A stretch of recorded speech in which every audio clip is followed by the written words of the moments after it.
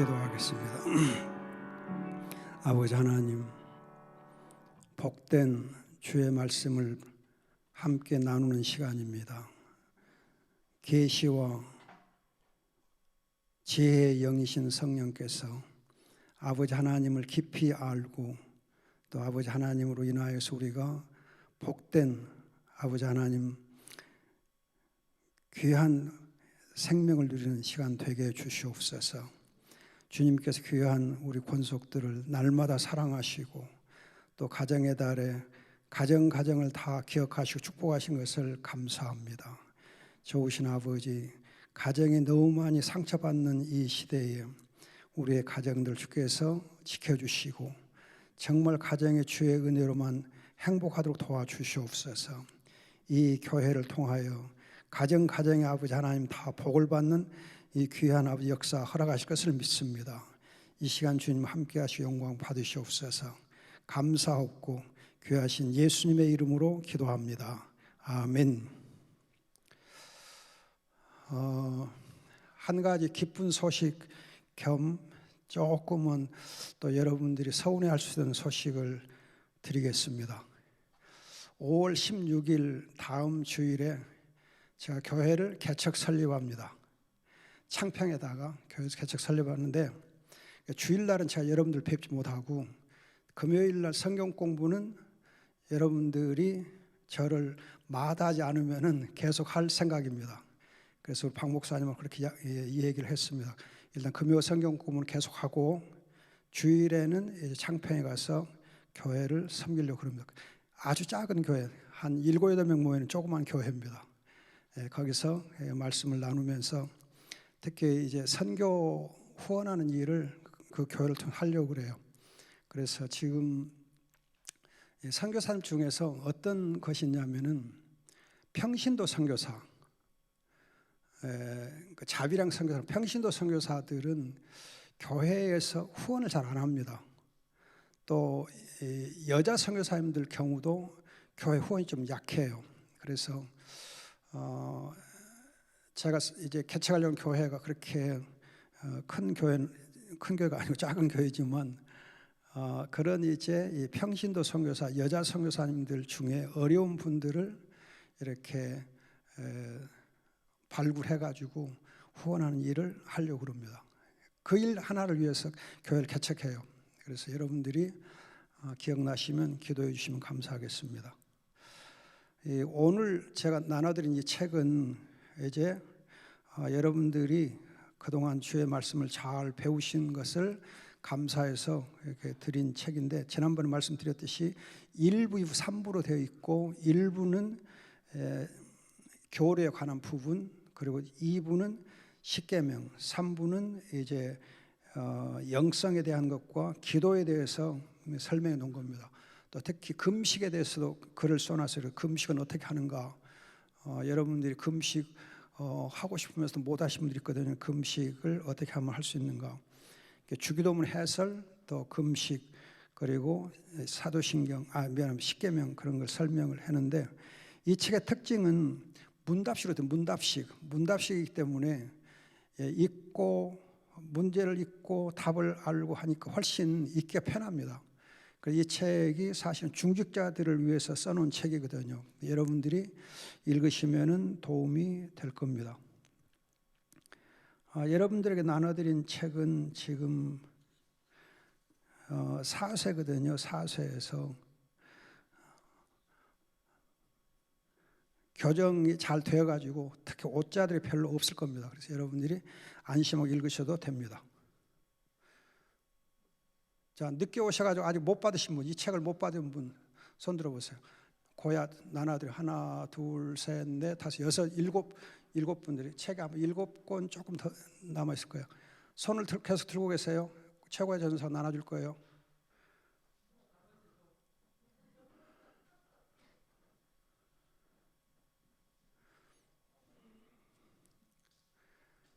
손 드세요.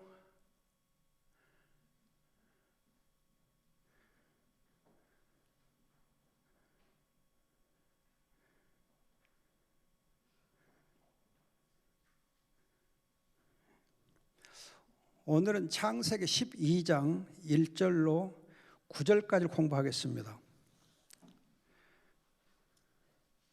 창세기 12장 1절로 9절입니다. 제가 가진 성경으로 읽겠습니다. 여호와께서 아브라함에게 말씀하셨다. 너는 내 땅, 내 친족, 내 아버지 집에서 떠나 내가 내게 보여줄 땅으로 가거라.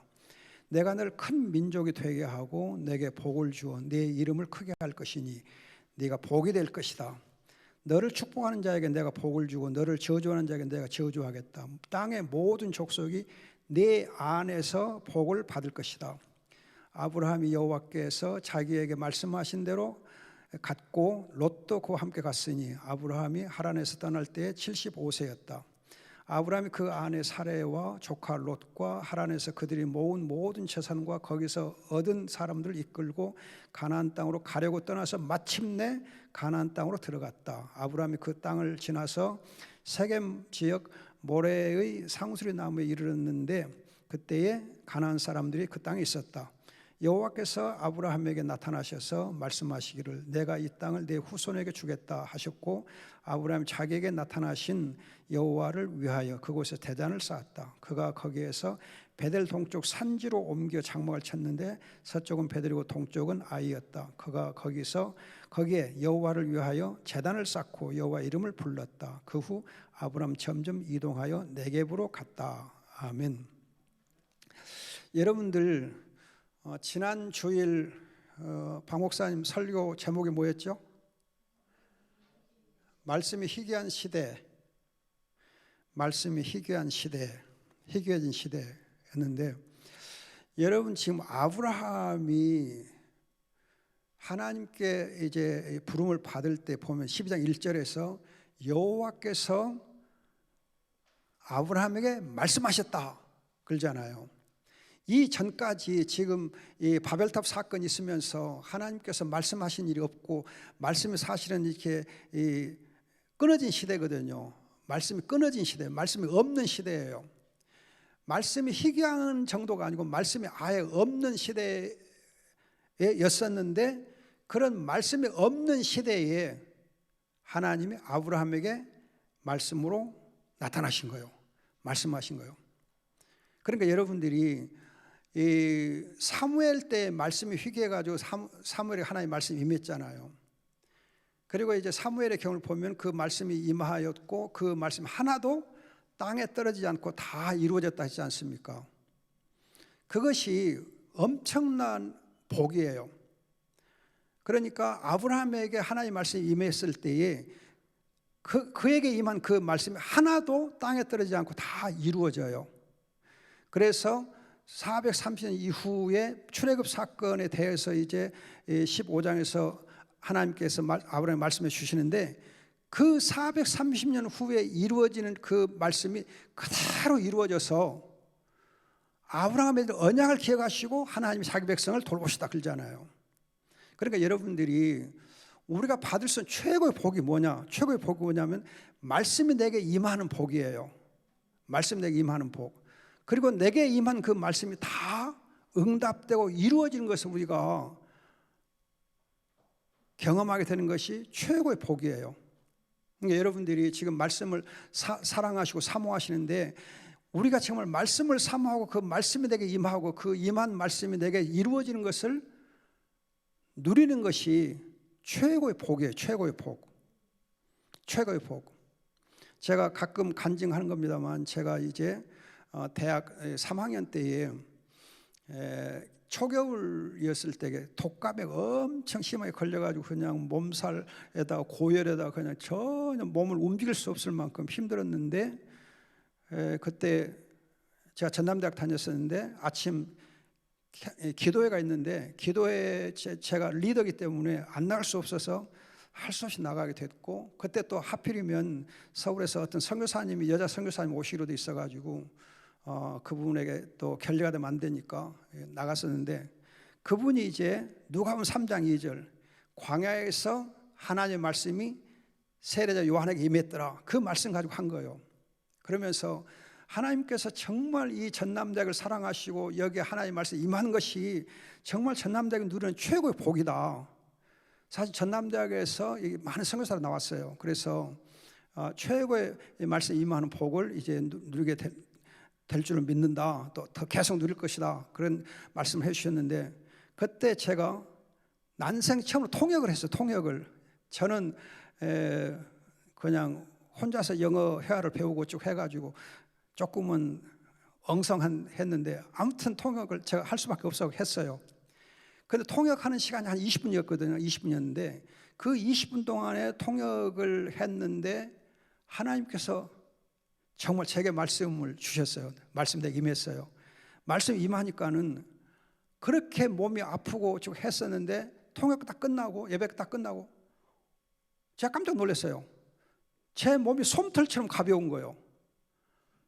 열도 다 식어버리고 통증도 다 없어지고 그렇게 무거웠던 몸도 그냥 이렇게 가벼워지고, 할렐루야. 나도 모르게 깜짝 놀랐어요. 그때 말씀이 임했어요.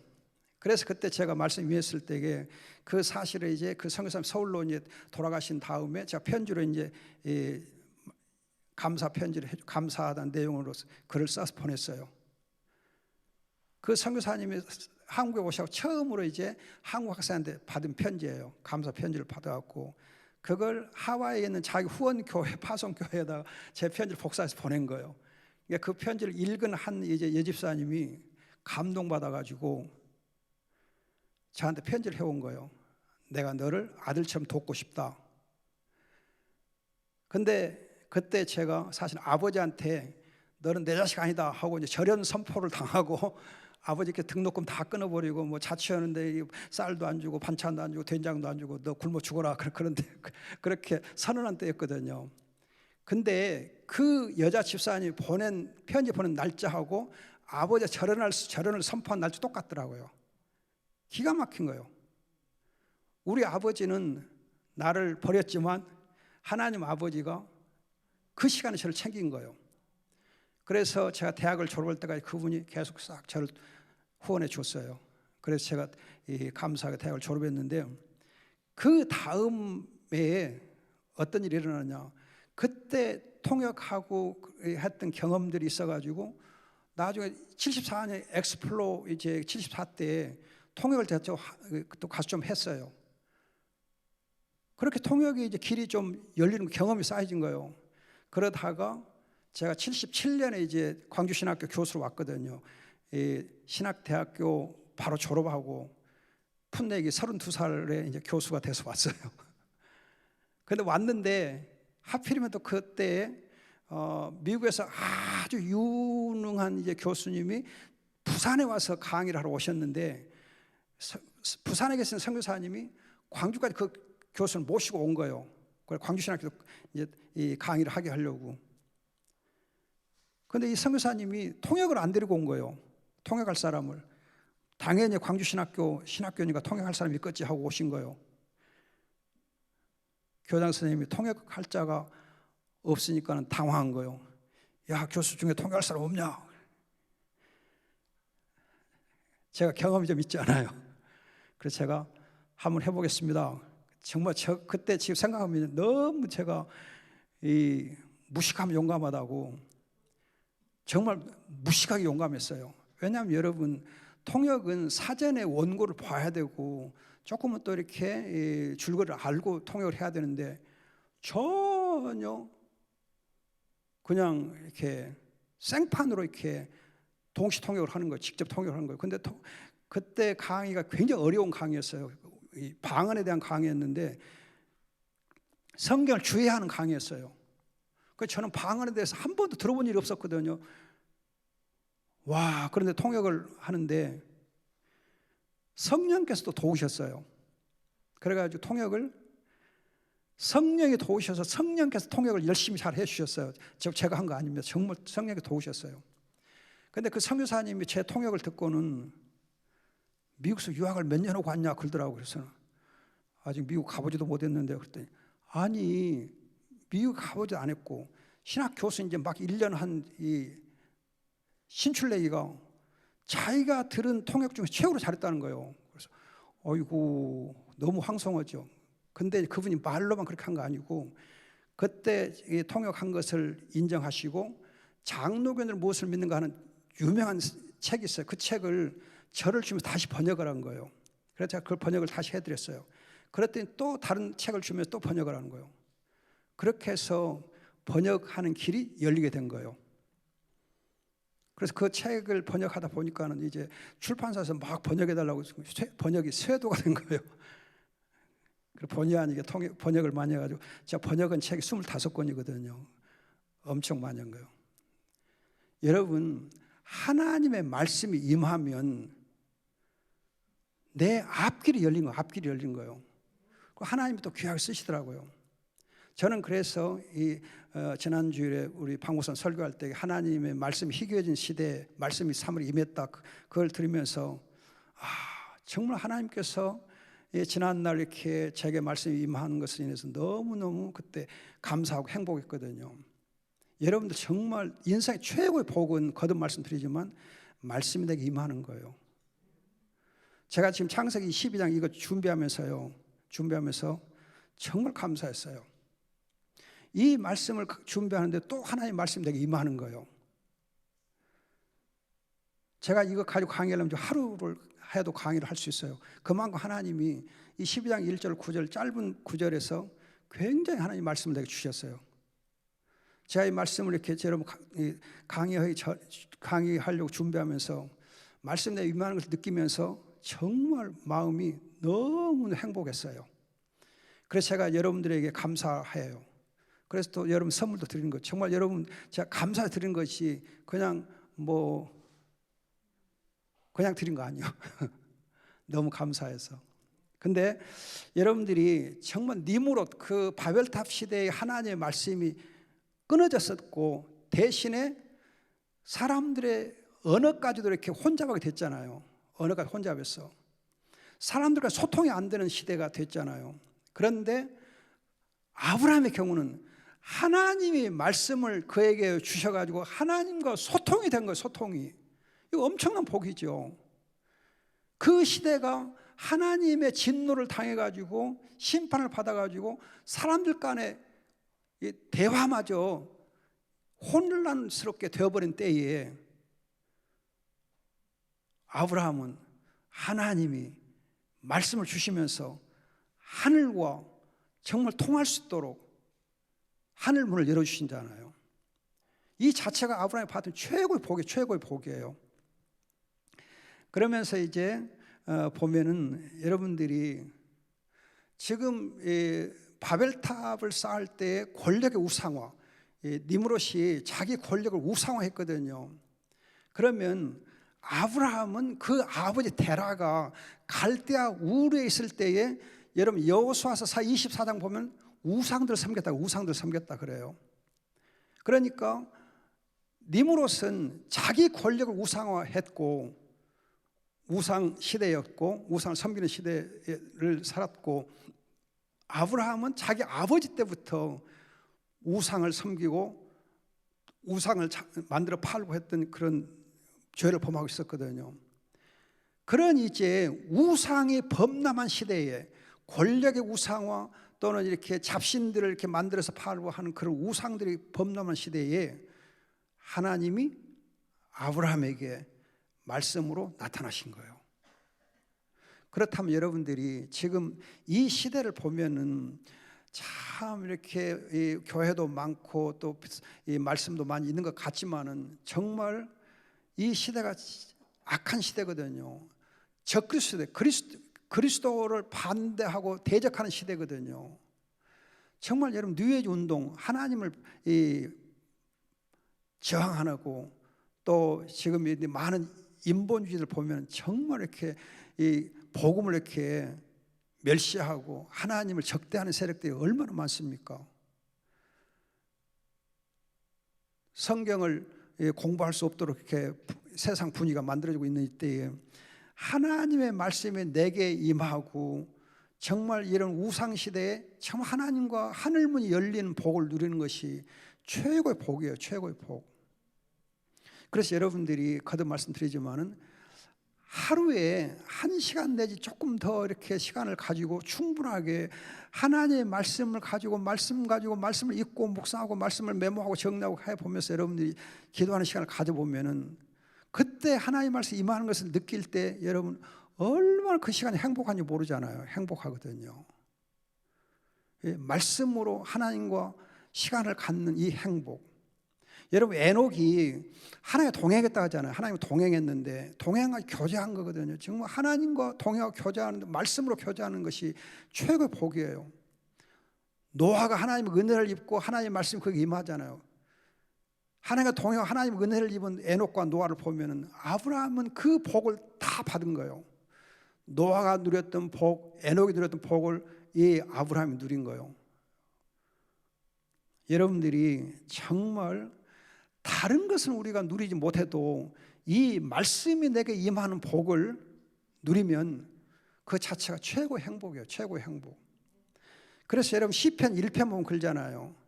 여호와의 말씀을 묵상하는 자가 행복하다. 시편 1편 1절에 행복하다로 시작해. 행복하다. 누가 여호와의 말씀을 주야로 묵상하는 자가 가장 행복하다 그러거든요.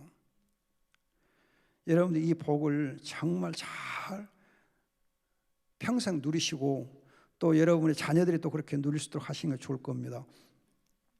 자, 그러면서 하나님께서 이제 말씀한 내 땅, 내 친족, 내 아버지 집을 이제 떠나라. 여기 보면은 내 땅, 지연, 땅과 관련된 지연, 그리고 친족, 이렇게 혈연, 그리고 이제 내 아버지 집을 떠나라. 보면 이제 이것도 혈연이죠. 이렇게 정말 자기가 가장 맺어야 될 그런 이제 관계들을 끊고 가라고 그래요. 그러면 여러분들이 니므롯 바벨탑의 경우는 하나님 심판에서 흩어 보내잖아요. 흩어 보내는데 여기서는 하나님께서 내가 네게 보여줄 땅으로 가라 그래요. 하나님께서 미리 약속된 땅을 주시고 그 땅으로 가도록 해주세요. 바벨탑 사건의 경우에서는 다 흩어서 그냥 하나님께서 흩어버려요. 재앙을 내리고 흩어버려요. 그런데 아브라함의 경우는 하나님이 지정한 곳으로 갈 수 있도록 그 길을 열어주세요. 이걸 보면 또 말씀이 내게 임하면서 내 인생길을 하나님 열어주시고 그 인생길을 갈 수 있도록 인도해 주시는 것이 우리에게 큰 복이에요. 내가 가야 할 길을 하나님이 인도해 주시는 거. 그래서 내 하루하루의 삶이 하나님의 장중에 있고 내 시대가 하나님의 손에 있어서 인도받는 것이 최고의 복이에요. 복이에요. 그래서 여러분들이 지금까지 살아오신 우리의 삶을 되돌아보면서 아, 하나님 여기까지 인도해 주셨구나, 하나님 함께 하셨구나, 그걸 우리가 깨닫는 것이 사실은 또 엄청 큰 복이거든요. 내 삶이 하나님의 장중에 있었느냐, 아니면 내가 내 멋대로 살아왔느냐, 내 생각대로 내 고집대로 살아왔느냐. 정말 여러분들이 우리말에 예의란 말 있잖아요. 예의가 있잖아요. 그럼 예의 뜻이 뭐냐면요, 예의 뜻이, 예라고 하는 것은 절도를 지키는 것. 절도 옳고 그름을 잘 지키는 것은 예라고 그래요. 우리가 윗사람을 알아보고 또 이웃을 알아보고 이렇게 바르게 양심껏 양심대로 행하는 것은 예라고 그래요. 근데 의의는 뭐냐면요, 자기를 내세우거나 자기를 주장하지 않는 것을 의의라고 그래요. 그러니까 여러분, 우리 성경에서도 자기를 부인하고 자기를 주장하지 말라 그러거든요. 자기를 내서 자기를 주장하는 것이 죄라 그래요. 그리고 하나님께서 우리를 인정하시고 우리가 바른 관계를 회복해 주시는 것을 의의라고 그러는데, 우리 말에서 성경처럼 의의란 단어를 가지고 자기를 내세우지 않는 것, 자기를 주장하지 않는 것, 그걸 예의할 때 의의라고 그래요. 그러니까 예의가 뭐냐, 절도를 지키고 그리고 자기를 내세우지 않는 것, 그 예의예요. 그러니까 여러분들이 제가 가끔 말씀드린 거지만 우리 말에 있는 그런 여러 가지 이제 도덕적인 그런 이제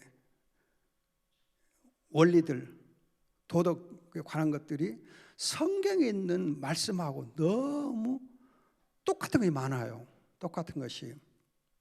그래서 이제 가끔 학생들이 이런 거 질문해요. 신학생 질문할 때에 우리나라에 복음이 들어온 것이 1885년 선교사님들이 들어오시면서부터인데 그 이전에 살았던 우리 조상들은 구원이 있습니까 없습니까? 그걸 물어요. 그러면 우리가 사도행전 보면은 그러잖아요. 예수 그리스도를 믿지 않고 예수 그리스도를 알지 못한 자의 구원이 없어요. 오직 예수 그리스도를 통해서 구원이 있으니까. 복음이 없는 걸 구원이 없어요. 그렇기 때문에 원칙적으로 구원이 있을 수 없어요. 그러나 예외란 것이 있어요. 예외란 것이 있거든요. 무슨 예외냐? 태아 상태에서, 영아 상태에서 죽은 사람들 또는 정신 박약자의 경우는 통상적인 그런 방법으로 구원을 하나님 하지 않아요. 하나님 특별한 방식으로 구원하세요. 복음을 듣지 않았어도 예수 그리스도를 믿는 것 같지 않는데도 불구하고, 그러니까 우리가 볼 때는 예수 그리스도를 믿지 않아요. 복음이 없어요. 그런데 영아 상태 죽은 아이의 경우나 정신 박약의 경우는 그런 통상적인 수단 없이도 구원을 해요. 그래서 영아 상태에 죽은 아이는 전부 구원받는 것으로 간주해요. 그럼 여러분들이 우리 조상들 경우는 어떤가? 우리가 볼 때는 복음이 없고 예수 그리스도를 알지 못했거든요. 그런데 제가 가끔 말씀드렸듯이 우리 말의 단어들 보면 죄란 단어, 의란 단어, 하늘천, 하나님이란 단어, 또 천자문의 하늘천, 따지, 거무려, 누리왕 이런 것들을 보면요, 기가 막히게 성경하고 다 맞아떨어지거든요. 그렇다면 어떻게 그렇게 오랜 전 우리 조상들이 성경에 있는 그런 뜻을 알고 언어를 사용했냐 그거죠. 그럼 하나님께서 우리가 모르는 방법으로 복음과 예수 그리스도를 계시할 수 있었을 것이다 라고 추측할 수가 있어요. 추측할 수가. 그런데 여러분들이 주의할 것은 인구 이동은요, 사람들의 이동은 의외로 속도가 빨라요. 여러분들이 장보고 옛날 그 무역광 장보고 보면 그 정말 시원찮은 배를 타고 저 베트남 쪽 인도까지 막 이렇게 무역을 했잖아요. 어마어마하게 국제 무역을 했거든요. 또 이제 중국, 인도 그렇게 왕래가 이렇게 실크로드 비단길을 통해서 왕래가 굉장히 많았잖아요. 그걸 보면 의외로 사람들 간의 왕래가 엄청 활발했기 때문에 하나님께 어떤 수단을 통해서 어떤 방법을 통해서 복음을 계시하셨을 수도 있다. 그렇게 추측이 가능하기 때문에 우리의 믿음의 조상들이 하나님의 특별한 방법으로 복음을 접하고 우리가 지금 접하는 것과 다르겠지만은 하여튼 접하면서 하나님 구원해 줄 수 있었을 것이다. 그렇게 우리가 간주할 수 있거든요. 아무튼 하나님께서 보면 아브라함 경우에 기가 막히게 이제 인도해 주십니다. 기가 막히게 인도해 주세요. 그 다음에 여러분들이 3절 보면은 내 이름을 또 크게 할 것이다. 2절에서 네가 복이 될 것이다 그러잖아요. 여러분 니므롯은 자기가 자기 이름을 내려고 그랬잖아요. 자기가 자기 이름을 내려고. 그런데 아브라함은 하나님이 아브라함 이름을 오히려 빛나게 해주세요. 그러니까 내가 내 이름을 내는 것이 성경적이냐 아니면 하나님께서 내 이름을 빛내주신 것이 복인가? 하나님이 우리 이름을 빛내주신 것이 바로 복입니다. 그래서 복이 된다 했고, 그래가지고 3절 보면은 너를 축복하는 자에게 내가 복을 주고 너를 저주하는 내가 저주하겠다. 땅의 모든 족속이 너로 말미암아 복을 받을 것이다. 여기서 여러분 주의할 거가 너로 말미암아 그렇게 번역되어 있는 것은 사실 네 안에서입니다. 네 안에서 예수 그리스도 안에서 복을 받는 것처럼 아브라함 네 안에서 아브라함 믿음의 조상이에요. 언약계 어떤 이제 이 언약계 조상이거든요. 그래서 이 언약적 관점에서 아브라함 안에서 하나님의 언약과 관련해서 아브라함 안에서 모든 족속의 복을 받는다. 이거가 이제 갈라디아서 오면 모든 이방인들이 아브라함 안에서 복을 받는다 그렇게 인용이 되거든요. 자, 이걸 보면 우리가 믿음의 조상으로서, 가정에서 우리가 믿음의 조상으로서 내 안에서 우리 모든 후대들이, 자녀들이 복을 받을 수 있다 하면 그것이 엄청 큰 복이거든요. 우리는 믿음의 가문의 전통을 이어갈 수 있게 해야 돼요. 믿음의 가문을 이어가는, 믿음의 가문을 내 대에서 끝나버리면 안 되고 정말 믿음의 가문을 이루어서 내 이 자손들 중에서 정말 하나님의 귀한 자녀들이 많이 이렇게 배출되는 것이 최고의 우리가 누릴 복이거든요. 여러분, 이제 믿음의 조상이 정말 믿음을 잘 지키게 되면 그 후손들 중에서 하나님이 쓰시는 귀한 자녀들이 많이 배출돼요.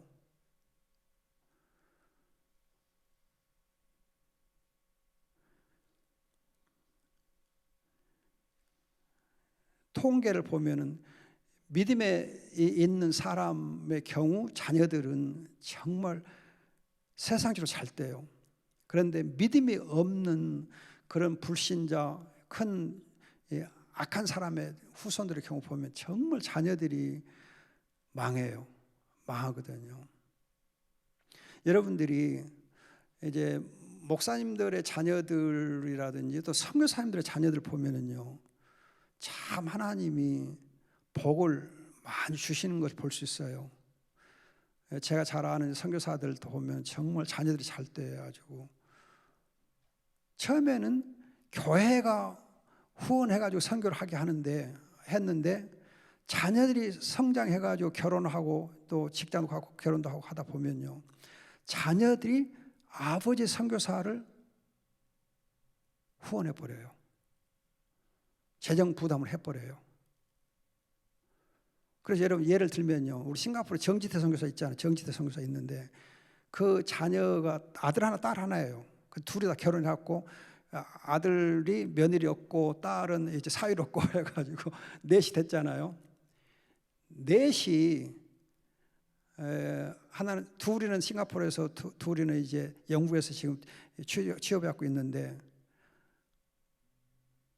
월급을 얼마나 받는지 모르겠지만 아무튼 정의사 선교사님 후원을 거의 커버해요. 그래서 지금 정의사 선교사 굉장히 활발하게 지금 선교를 해요. 방글라데시, 인도네시아 또 이렇게 그쪽 지역에서 그래서 지금 RUTC 건물 신이라고 정신없더라고요. 그리고 장학금도 많이 이렇게 하고요. 그 딸이 막 1년에 장학금으로만 10,000불을 내놓기도 하고 아들 며느리가 또 그냥 막 이렇게 해외 여행 다 하게끔 비행기표 다 사주고 막 하면서 활발하게, 굉장히 활발하게 해요. 제가 보고 깜짝 놀랐어요. 자녀들이 믿음이 있으니까는 아버지 선교 활동을 거의 커버를 해버려요. 그러니까 교회에서는 이제 조금 선교사 경력이 오래되다 보니까는 교회에서 조금 소홀해질 수 있거든요. 그런데 자녀들이 해요. 일본에 있는 선교사 한 사람도 이제 광주 동명교회에서 파송된 선교사인데요. 좀 나이가 70이 좀 넘었어요. 그러니까 곧 은퇴할 나이가 되는데도 불구하고 자녀들이 후원을 짱짱하게 해요. 또 멕시코에 가 있는 선교사 경우도 자녀들이 후원을 많이 하더라고요. 그래서 하나님께서 정말 이 아브라함 안에서 그 후손들이 믿음의 대를 위해서 복을 받는 것처럼 내 안에서 언약의 조상으로서 내 안에서 내 후손들이 복을 받는 것이 정말 아름답구나, 그걸 볼 수 있어요. 그 다음에 여러분들이 아브라함이 여호와께서 자기에게 말씀하신 대로 갔고 롯도 그와 함께 갔고 75세인데 여기 보면 가나안 땅으로 가려고 마침내 가나안 땅에 들어갔다. 여러분들이 히브리서 11장 보면은 갈 바를 알지 못하고 갔다, 그렇게 여러분들 알고 있어요. 그래서 그냥 갈 방향도 없이 그냥 간 것처럼 생각하는데 그게 아니에요. 가나안 땅으로 가려고 해서 또 하나님께서 가나안 땅으로 가라고 말씀해 주셨고 가나안 땅을 향해서 가려고 했고 마침내 들어갔다 그래요. 그러니까 하나님이 이렇게 주신 방향을 따라서 간 거예요. 그냥 무턱대고 간 거 아니에요. 하나님이 정해주신 방향을 따라 간 거예요. 여러분 선교사님들이 선교지 갈 때 하나님이 정해준 선교의 질을 따라서 가지 그냥 무턱대고 가지는 않거든요. 그래서 사전 답사도 하고 조사도 하고 해가지고 가거든요. 하나님의 부르심을 따라서. 그러면 아브라함을 두고 히브리서에서 왜 갈 바를 알지 못하고 갔다고 그러는가? 가나안들 한 번도 안 가봤잖아요. 아브라함이 가보지 않은 땅이에요. 거기에도 정보가 없어요. 그 땅이 어떤 땅인지 몰라요. 근데 사실은 여러분 가나안 땅은 가나안이라는 이 사람은 이제 그 사람 이름으로 이제 지역 이름이 있으니까 가나안 함의 후손이면서 여러분들이 이제 노아의 경우를 보면은 10장에서 함의 후손들 중에 가나안이 있는데 가나안에 대해서 이 노아가 저주한 일이 있거든요. 그 9장에서 보면 가나안의 아버지 함 있어가지고 그 22절 9장 20절에 보면 가나안의 아버지 함 그러잖아요.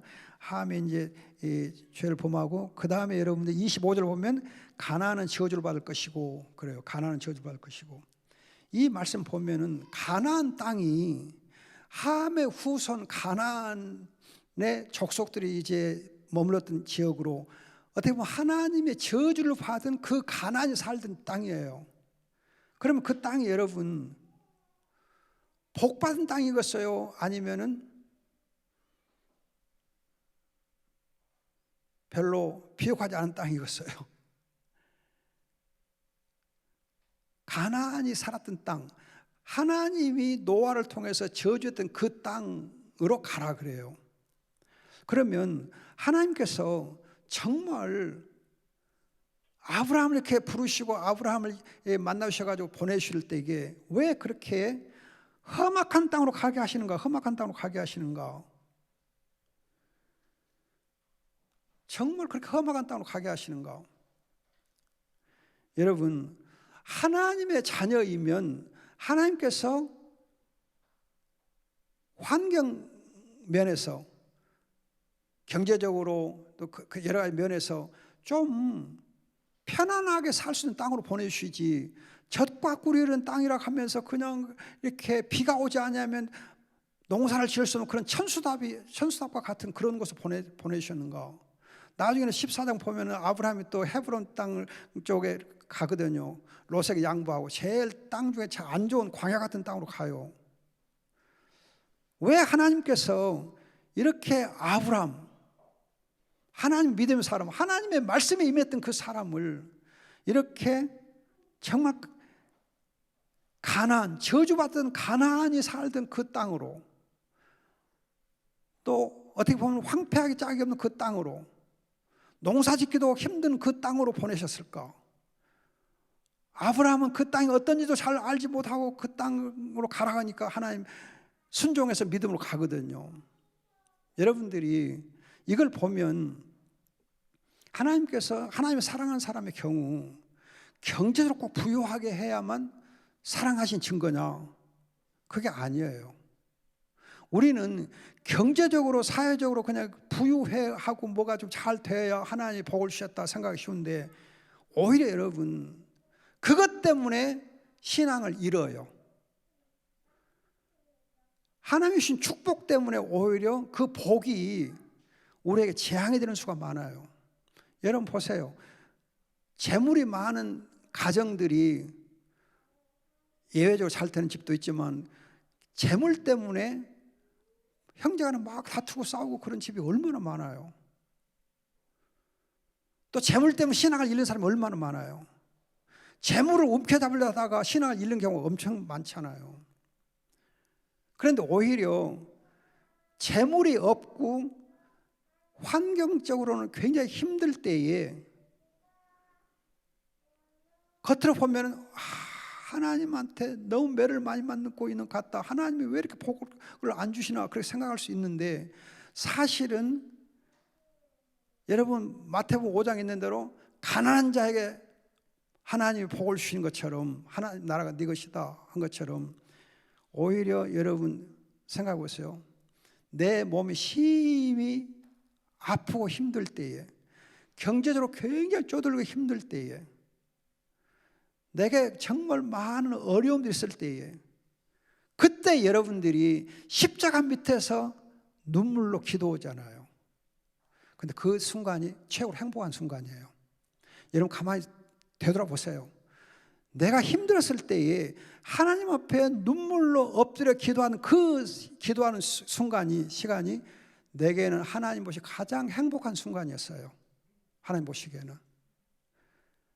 세상적으로는 부유해야 복을 받는 것처럼 보일지 모르지만, 오히려 힘들 때 하나님 앞에 눈물로 기도하는 그 기도하는 시간이 가장 귀하고 귀한 시간, 복 있는 시간이에요. 여러분 가만히 되돌아보세요. 되돌아보면 여러분 그걸 깊이 깨달을 거예요. 저도 과거를 되돌아보면서 정말 힘들고 어려웠을 때가 가장 행복했다는 느껴요. 영적으로 가장 깊이 들어갔던 때, 하나님과 깊은 교제를 나눴던 순간이 사실은 환경 면에서 가장 어려웠던 때예요. 어려웠던 때. 여러분 제가 가끔 간증하면, 제가 69년에 대학 막 졸업하고 장신대, 통합시 장신대 신학교에 제가 입학을 한 일이 있었어요. 그냥 말씀에 그냥 그때 은혜를 받아가지고 그냥 무조건 하고 그냥 뭐 맨주먹으로 그냥 신학교를 갔거든요. 하나님이 잘 인도해 줄 알고 아무 준비 없이 그냥 갔어요. 덜렁 갔어요. 가가지고 고생을 정말 섭빠지게 했어요. 굶기로 밥 먹게 됐어요. 제가 장신대 가서 1등 했거든요. 계속 1등 했거든요. 근데 1등하면 뭐 합니까? 배고파서 공부를 할 수가 없는데, 제가 장신대 다니면 책을 한 권도 못 샀어요. 돈이 없어서 책도 못 사고 연필도 못 샀어요. 노트도 못 샀어요. 노트도 없이 연필도 없이 그러고도 1등 했어요. 책도 없이. 하나님 은혜 주시니까 참 별일도 있더라고요. 그래도 아무튼 제가 학교를 도중에 그만뒀어요. 너무 배고파서. 그때 제가 얼마나 기도했겠습니까? 정말 많이 울었어요. 학교를 그만둘 때 얼마나 힘들었겠어요. 근데 그때가 가장 지금 생각하면 영적으로 행복했어요. 가장 깊이가 있고. 여러분들이 하나님 아브라함을 가나안 땅으로 인도할 때에 정말 하나님 저주했던 그 가나안에 살던 그 땅으로 인도하고 했을 때에 우리가 볼 때에는 하나님 왜 그랬을까 싶은데, 오히려 거기서 아브라함이 하나님 붙잡게 하는 거예요. 오히려 하나님께 붙잡히게 한 거예요. 붙잡히게. 그래서 여러분 아브라함이 하나님의 말씀에 붙잡혀서, 하나님의 말씀에 붙잡혀서 가나안 땅으로 가거든요. 그래서 여러분들이 사도 바울의 경우 보면은 성령에 붙잡히고 말씀에 붙잡히고 예수 그리스도에 붙잡혔다는 말씀이 있어요. 성령에 붙잡히고 말씀에 붙잡히고 예수에 붙잡히고. 아브라함이 그랬어요. 멀리서 그리스도를 봤어요. 말씀에 붙잡혔어요. 성령에 붙잡혔어요. 그리고 하나님의 인도를 따라갔어요. 그것이 아브라함이 누렸던 최고의 복이에요. 그 아브라함 안에서 모든 족속들이 복을 받게 되는 거예요. 따라서 여러분들이 정말 내가 믿음의 조상으로서의 삶을 살고 싶을 때에는 아브라함처럼 말씀에 붙잡혀야 돼. 성령에 붙잡혀야 돼. 예수 그리스도 붙잡혀야 돼.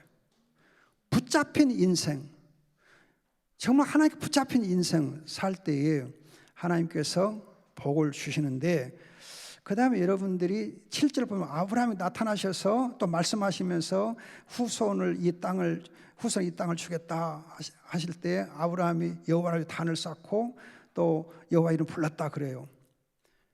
니므롯은 자기 이름을 내기 위해서 자기 이름으로 성을 쌓고 그러잖아요. 자기 이름을 높이잖아요. 자기를 부르면서 자기 이름께 영광을 돌리잖아요. 여기에 반해서 아브라함은 하나님의 이름을 부르고 하나님의 이름의 영광을 돌리고 하나님 앞에 무릎을 꿇고 제단을 중심의 삶을 삽니다. 이게 복이에요. 이게 복이에요. 여러분들이 왜 아브라함 믿음의 조상인가? 왜 아브라함 믿음의 조상인가? 왜 하나님 그를 그렇게 크게 축복하시는가? 이런 이제 말씀에 붙잡히고 성령에 붙잡히고 예수에 붙잡혀서 하나님의 이름을 부르고 그의 영광을 돌리며 살았기 때문에 믿음의 조상이 된 것입니다. 오늘은 여기까지만 하고 나머지 조금 더 할 거 또 있어요. 그러니까 이 다음 주일에 더 나머지 더 할게요. 기도하고 마치겠습니다. 좋으신 아버지 감사합니다. 주님의 은혜 가운데서 항상 말씀에 붙잡히고 성령에 붙잡히고 또 예수 그리스도 붙잡혀 사는 저희가 되게 하시고 주님 가장 힘든 상황에서 하나님 깊이 교제하는 시간을 우리가 누리게 하시고 말씀이 임하는 가운데 아버지 하나님 은혜를 누리는 저희가 되게 하여 주옵소서. 아버지 귀한 말씀 주신 것 진실로 감사하고 귀하신 예수님의 이름으로 기도합니다. 아멘.